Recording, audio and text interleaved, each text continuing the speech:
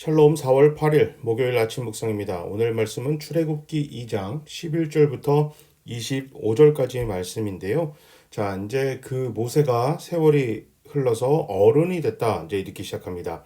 자, 그러면 이제 모세는 자신이 히브리 민족이라는 걸 알았어요. 그러면서 자, 히브리 민족의 상황을 계속해서 예의주시하죠. 그러다가 갑자기 그 히브리 사람을 때리는 거를 봤어요. 자, 그랬는데 여기서 하는 모세의 행동이 굉장히 과격합니다. 사람을 죽입니다. 그리고 모래 속에 묻습니다.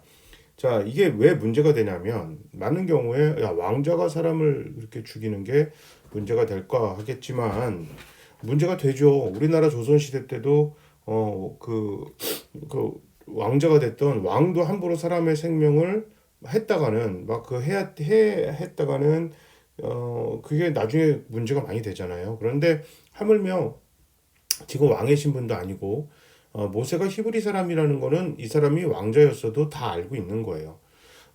그렇다면 모세는 왜 갑자기 히브리 사람들, 그러니까 물론 자기 민족이지만 전혀 신분이 달라요. 어찌 됐든 왜냐하면 여긴 또 다민족 국가이기 때문에 그런 일들이 가끔 있을 수 있어요. 그래서 이제 자기가 뭐 굳이 거기에 안 담궈도 되는데 그 상황에 들어가서 히브리 사람들을 구하고 근데 굉장히 좀 격한 게 모습으로 나오고 있어요.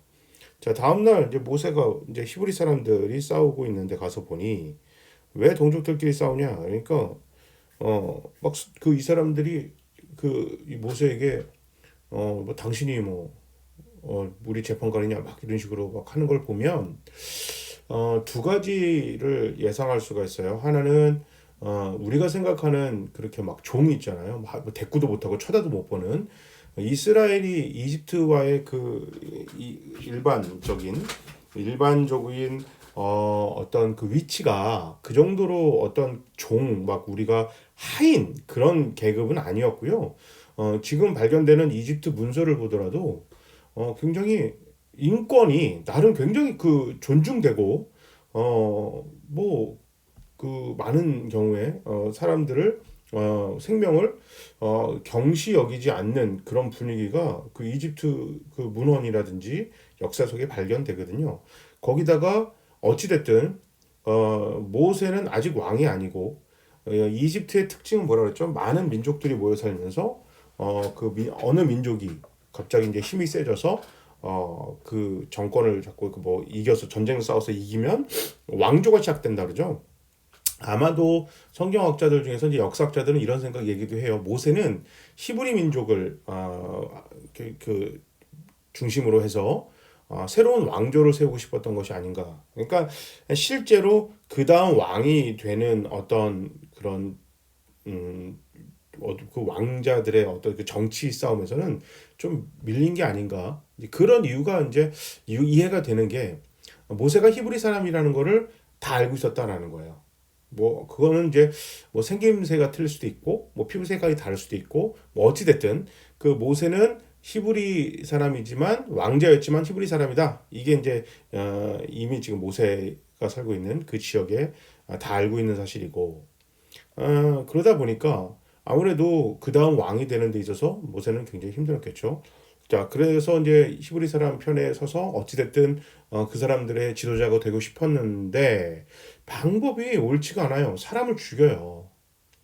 그러니까 이게 여러분 한번 생각해 보세요. 누군가를 살리기 위해서 누군가를 죽인다.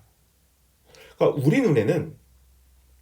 눈에는 저 사람이 우리 편이니까 우리 편을 살리기 위해서 적군을 죽여요. 이렇게 되겠지만 하나님의 눈에는 자식이 죽는 거예요. 그러니까 이쪽 오른편에 있는 자식이 왼편에 있는 자식을 형제들끼리 죽이는 거예요. 그러니까 하나님 눈엔 죄고 하나님 앞엔 죄고 이게 어쨌든 살인을 하는 거거든요. 근데 모세는 하나님을 생각한 게 아니라 자신의 세상의 방법으로 이스라엘을 구원하려고 그랬어요. 결국 어떻게 됐죠? 도망갑니다. 자, 왕자의 신분에서 그러니까 왕족의 사람에서 어느 날 갑자기 저 멀리 한 번도 살지 않았던 지역에 아, 목동이 됩니다. 목자가 돼요. 뭐 지금 우리가 생각한 예수님은 뭐 선한 목자 이러니까 굉장히 우아하고 그러지만 지금도 뭐 저쪽 그 중동 지역에 그 광야 이런 데서 양치고 이렇게 소치고 하는 그런 사람들 삶이 녹록지가 않거든요. 그러니까 이제 그참 천한 직업, 그러니까 아주 힘든 직업으로 그러니까 삶이 완전히 바뀌어 버렸어요. 물론 거기에 뭐 그 결혼해서 그 이제 그쪽 사람들이랑 결혼해가지고 여자랑 결혼해서 뭐 저기 뭐냐 가정도 꾸미고 이렇게 살고 있죠. 어 그런데 이제 그 히브리 사람이랑 결혼하지 않았어요. 나중에 이걸 가지고 이제 미디암이랑 아론이 뭐라 그래가지고 특히 미디암이 뭐라 그래서 하나님이 막 그걸 가지고 뭐라고 하잖아요. 그 뭐 자꾸 뭘 그런 걸 가지고 그러냐 이렇게 하면서 이제 왜 이렇게 그게 이제 미리암의 본심을 하나님을 보는 거거든요. 진짜 뭐 모세를 위해 또 모세를 위하지도 못하잖아요. 지금 이 상황에서 뭐 하지 말라는 결혼을 한 것도 아니니까. 어쨌든 모세가 이제 40살 때 이집트에서 쫓겨나서 40년간 광야의 새가 이제 이게 시작이 됩니다. 근데 23절이 그러고 넘어가요. 오랜 세월이 흘렀다. 자, 이집트 왕이 죽었어요. 자, 그러나 이스라엘 민족은 여전히 중노동으로 인해 신음하며 울부짖죠. 그 울부짖는 소리가 하나님께 이르렀어요. 하나님께서는 이스라엘의 민족의 신음 소리를 들으시고 아브라함과 이삭과 야곱과 맺은 언약을 기억했다. 하나님께서는 이스라엘 백성들을 보시고 그들에게 관심을 기울이셨다. 이거 굉장히 그 문학적인 표현인데요. 근데 이거를 보면 이스라엘 사람들이 신앙이 좋아서 하나님께 기도하고 살려던 게 아니라 그냥 신음했어요. 그리고 하나님은 이 사람들의 믿음과 기도를 본 게 아니라 아브라함과 이삭과 야곱과 맺은 언약을 보고 이들을 구하십니다. 그러니까 이들은 하나님을 믿거나 하나님을 향한 신앙이 없었죠. 그러니까 그랬더라면 모세가 하나님을 믿었겠죠. 어머니가 이제 그 유모로 와가지고 하나님 얘기도 해주시고 하나님을 믿는 민족이다 했겠지만, 그러니까 이 사람들은 조상의 신이에요. 조상신. 그러니까 하나님은 조상신이죠. 그러니까 하나님이 주신 율법은 이집트에서 그 오랜 시간 동안 이집트의 문명과 종교와 이런 모든 것에 쪄들어버린 완전히 그냥 이집트 사람이에요. 이집트 사람이었던 히브리 민족을 아브라함의 후손들을 데리고 나와서 하나님 자녀 만드는 거였거든요. 이 모세 율법은 엄밀히 말하면 하나님 자녀 만들기입니다. 그런데 이 하나님 자녀가 됐음에도 불구하고 세월이 그렇게 오래 지났는데도 여전히 하나님 자녀 만드는 그 율법을 가지고 그걸 지키면서 하나님 자녀답게는 안 살고 있었어요. 그러니까 하나님 자녀가 됐잖아요, 은혜로. 그래서 하나님 자녀가 답게 살기 위한 교본이었어요. 어떻게 하는 게 하나님 자녀가 답게 사는지. 그러니까 이제 군대 가면 훈련소 교재인데 이미 군대에서 한 뭐 33, 40년을 군대 생활을 한 사람이 여전히 훈련소 교본을 갖고 훈련소의 어떤 그런 그 방법으로 군 생활을 한다? 이게 좀 이상하죠. 초등학교를 졸업했는데 뭐 나이가 60, 70이 되신 분이 초등학교에서 그런 규칙 배우고 한 거를 내 직장에서 그렇게 그 개발하는 게 아니라 무슨 뭐 60이 되고 70이 됐는데도 뭐 이렇게 엄마 손잡고 회사 나오고 그다음에 뭐 줄 서서 뭐 하고 시키지 않으면 아무것도 안 하고 가만히 있고 그러면 이거 문제가 있는 거잖아요. 그러니까 우리가 그 모세 율법은 이제 그런 식으로 이제 나중에 주어지는 게 그럴 만한 지금 이스라엘의 상태가 하나님하고 전혀 상관없는 민족으로 살고 있었다. 그러니까 모세도 마찬가지고 그럼에도 불구하고 하나님은 여전히 구원의 계획 또 구원의 눈으로 그들을 바라보시고 지금 이 깝깝한 상황에서 참 안타깝고 참 하나님 눈에도 답답한 상황에서 모세를 보시고 모세를 이제 그 이스라엘 이끄는 지도자로 이제 하나님께서 인도하시는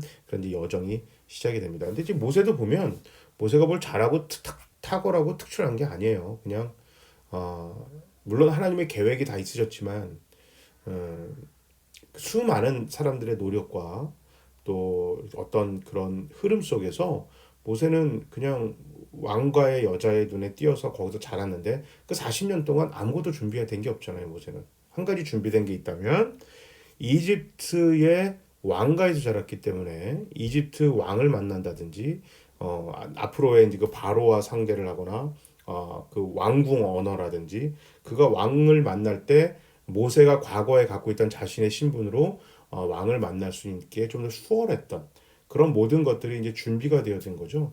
그러니까 하나님은 우리가 준비된 것을 사용하는데 또 때로는 내가 정말 끔찍하게 생각하고 싶지도 않고 내가 버려야겠다 생각하는 것조차도 이게 복음을 위해서 누군가를 살리기 위해서 필요하다면 도구로 사용되어지기도 합니다. 그러니까 하나님은 그 버려야 되는 거는 악이지만 죄고 악이지. 우리가 살아가면서 우리가 가지고 있는 것들을 하나님은 뭐 영구제불능 쓰레기 이렇게 보지는 않으신다. 예, 꼭 그걸 기억하시고 때로는 우리의 슬픔과 아픔이지만 그 슬픔과 아픔을 하나님은 기쁨으로 찬양으로 감사의 도구로 사용하실 수도 있다. 여러분 꼭 그걸 잊지 마시고 뭐 우리가 뭘 잘하고 이게 뭘 갖고 싶고 이거보다 더 중요한 건 과연 하나님 눈에 하나님 앞에 나는 바른 길을 또 바른 방법을 사용하고 있는지 이거를 살피는 것이 제일 중요합니다. 한번 기도하겠습니다. 하나님 아버지 감사합니다. 모세의 방법은 세상의 방법으로 사용했을 때 하나님과 전혀 상관없이 나아갔고 그러나 하나님의 방식을 선택했을 때 전혀 세상의 방식하고는 또 어떤 그런 길에서는 전혀 저 멀리 벗어나 있던 모세가 하나님의 방식으로 사용되어지는 것을 이제 우리가 배워갈 것입니다. 우리 교회와 우리 모두가 하나님의 방법에 의하여 하나님의 방식으로 따라가고 사용되어지도록 주님 축복하시고 도와주시옵소서. 우리 주님 예수 그리스도의 이름으로 기도합니다. 아멘. 자, 우리 오늘도 힘차게 화이팅 합시다. 모두 샬롬.